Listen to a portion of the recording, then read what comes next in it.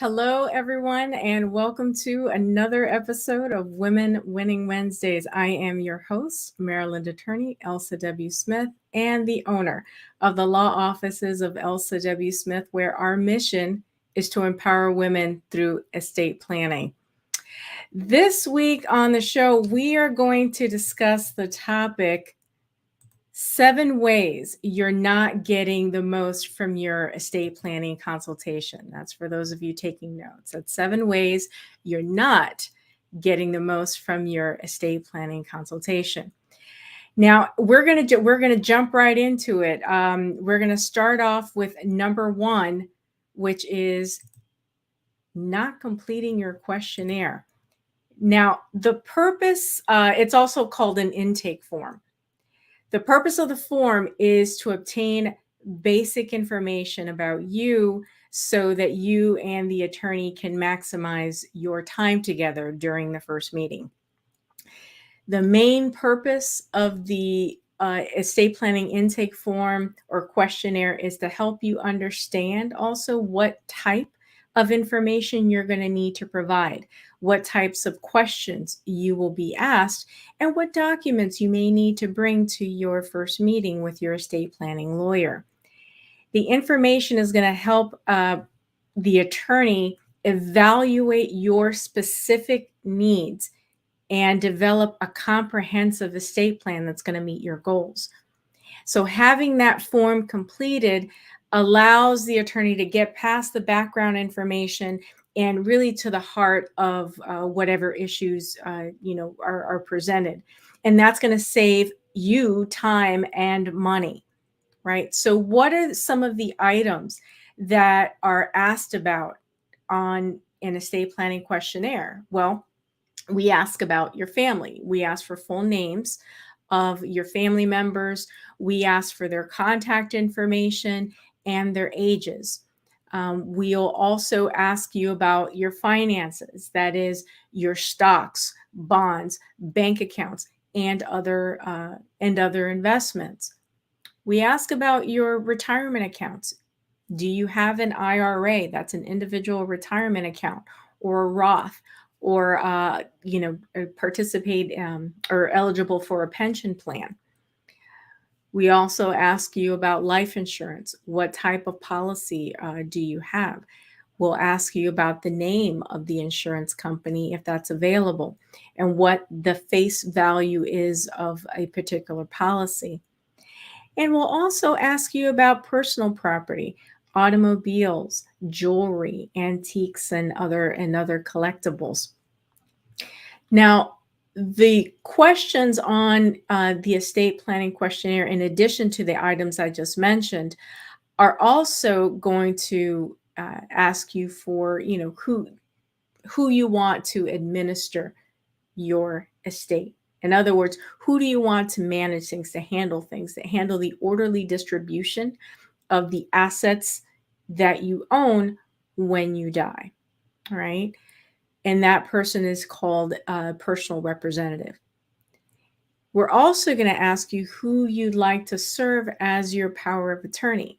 Now, the power of attorney, as most of you who follow the show already know, the power of attorney is only good while you are alive. So this is the person that's going to legally step in your shoes when you become incapacitated for any given period of time, or when you need to yield that power. You need to give that power to somebody for some other reason.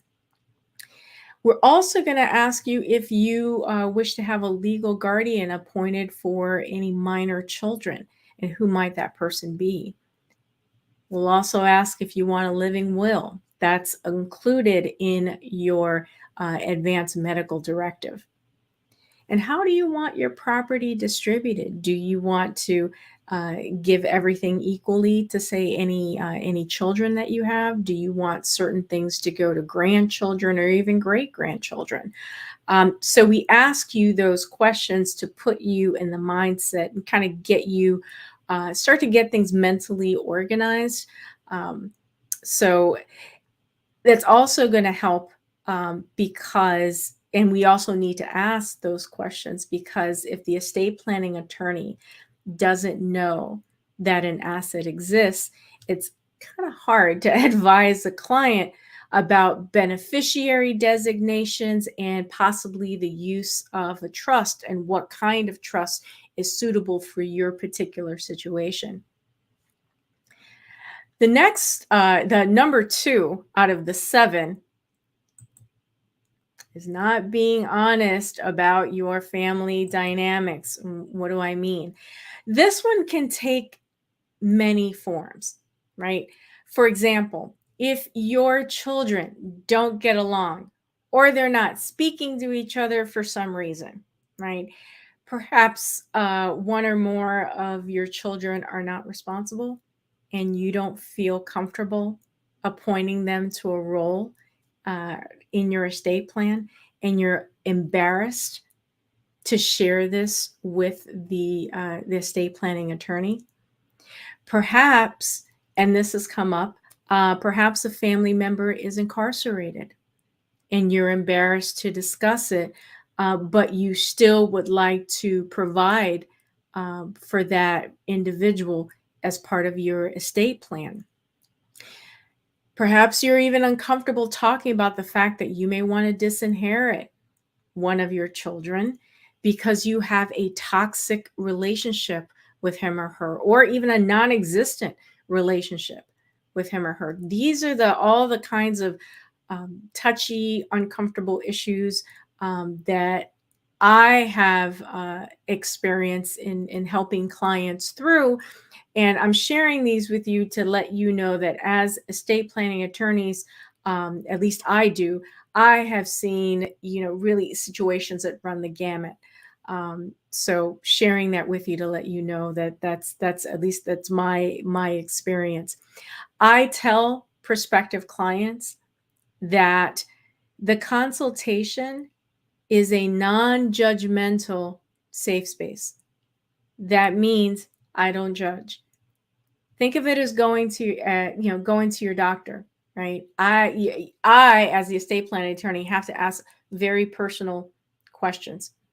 My job is to examine your particular situation and then recommend a plan that's going to, meet your goals and help you to create the legacy, that you want.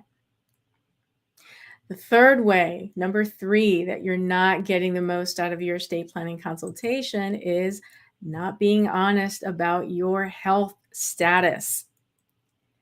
This one can have disastrous consequences. Now, depending on the diagnosis, how far a disease has progressed, and whether it is terminal, we may need to discuss long-term care options and whether a living trust is appropriate.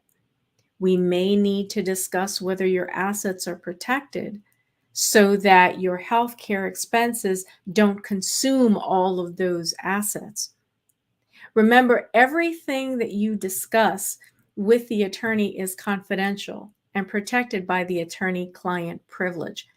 That means that the attorney is prohibited from sharing that information unless some legal exception applies, or unless you waive the privilege. The privilege is yours to waive. Number 4, moving right along, is not being honest about previous relationships or marriages. The consult, the consult's a time for you to evaluate the potential attorney that you're going to hire. The attorney is also evaluating you as well and deciding whether, he or she is able to represent you. The initial consultation is the best opportunity, the first and the best opportunity to establish credibility with the attorney. Be open, be honest. It's going to benefit you in the long run. Now, it can be difficult to know just how much detail to provide at first. Now, whether you provide a general overview of your situation or delve into it in more detail, you need to be candid with your attorney. I can't make it any plainer than that. If you can't bring yourself to discuss the details of your situation, family situation, your finances, marital issues with the attorney, that may be a sign that the attorney may not be a good fit for you. If the attorney is not creating that safe space for you to open up, it may not be a good fit.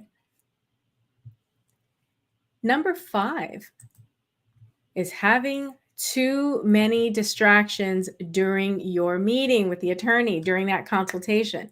What am I talking about? Now, listen, today it's common for people to use virtual conferencing to have meetings. Since the start of the pandemic, we've had the occasional dog barking, a cat walking across our keyboard, or the need to go off video for a moment to take care of some emergency that just crept up. Because life happens, I imagine that those situations are going to continue. What I'm referring to is your phone constantly ringing and you stopping to answer it, people entering the room repeatedly to get your attention and not understanding or respecting the fact that you are in a meeting, or you are multitasking and trying to do office work during the legal consultation. Listen, you're cheating yourself if you don't find a way to eliminate these types of distractions. And chances are that you're going to have at least a few days to prepare for your consultation. If you have too many distractions during the meeting with the attorney, you are depriving yourself of valuable time to get your questions answered and to discuss your legal needs. Communicate to family members that you're going to be in a meeting and you would appreciate them respecting your space for that hour. When booking a time, try to select a time when you're least likely to be interrupted. Here's number 6. Inviting too many people to the consultation, to the meeting. Now, this one's a little touchy, but I'm going to address it anyway. I've had people want to invite Lottie Dottie and everybody, okay? And some of you are chuckling because you know what I'm talking about. They want to invite several people to the consultation. I caution against it for several reasons. Others who are invited are under the mistaken belief that they can participate in the discussion. The consultation is reserved by one person, and the consultation should be between the attorney and that prospective client. Now, there are circumstances where the prospective client feels nervous about meeting with an attorney and wants, say, for example, an adult child present. And it's natural, you're meeting someone for the first time, you may be a little nervous. On the other hand, there comes a point when having so many people involved does not benefit the prospective client as it relates to, making important estate planning choices.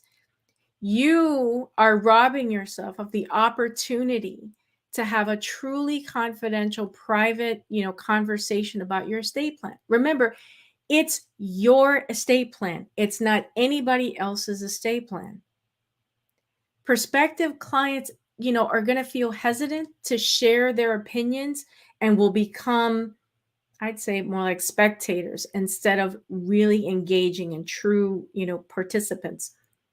When we start discussing matters such as inheritances, that can be difficult if, say, one or more of the beneficiaries are on the call, as part of the meeting.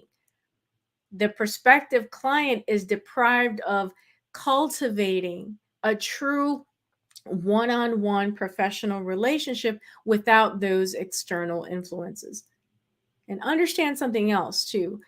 The attorney and prospective client relationship, confidentiality you otherwise would have, is lost if a third party, and that's including your friend or your relative, is present.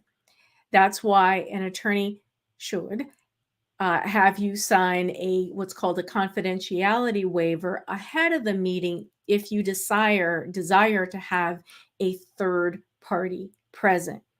Okay, so keep that in mind.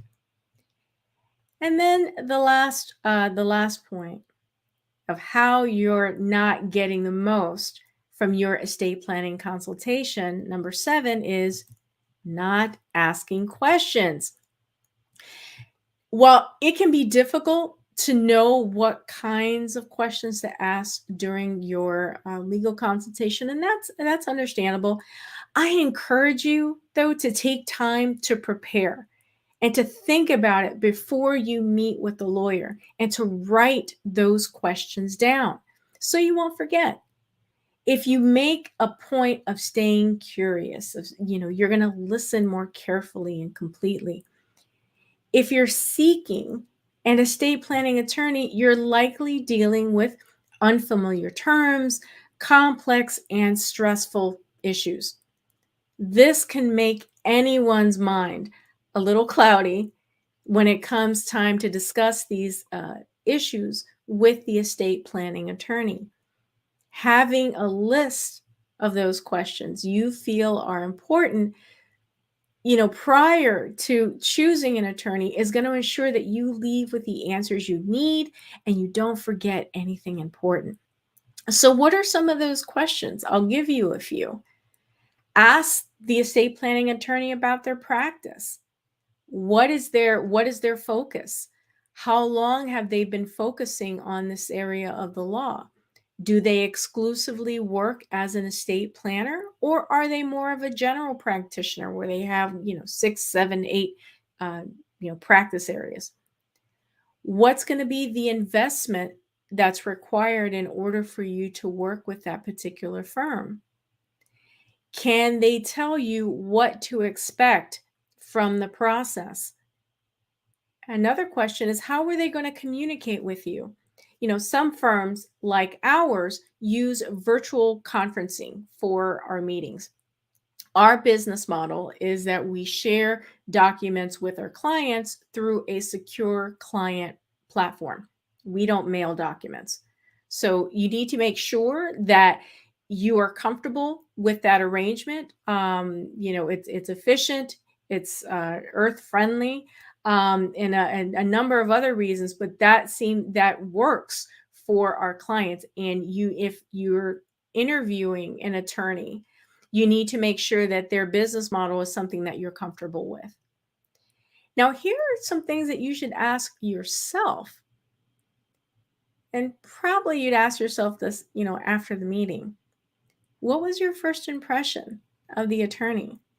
Do you feel that she is knowledgeable and experienced? Are you comfortable with allowing them to craft your estate plan? And do you feel that there's a connection between you and that attorney? Remember, particularly in estate planning, we are dealing with very personal, sometimes very emotional, not just financial issues. Like I said, kind of like going to the doctor, we go into the heart of you and your family. So you're allowing this estate planning attorney into that world, and you need to be comfortable with the person that you ultimately choose. Now, I want to share some final thoughts. My final thoughts on this is that if you've taken the time and made an investment to reserve an appointment on an attorney's calendar, don't you owe it to yourself to do everything that you can to get the most out of that experience? I think so. In closing, I want to thank you for tuning in to this episode of Women Winning Wednesdays. Feel free to go to our YouTube channel at Elsa W. Smith Law. Don't forget to click and subscribe and be notified for all future videos and episodes of Women Winning Wednesdays. I'm Elsa W. Smith, your Maryland estate planning attorney, empowering women through estate planning. Thank you so much for joining us on this episode. I'll see you soon. Be well.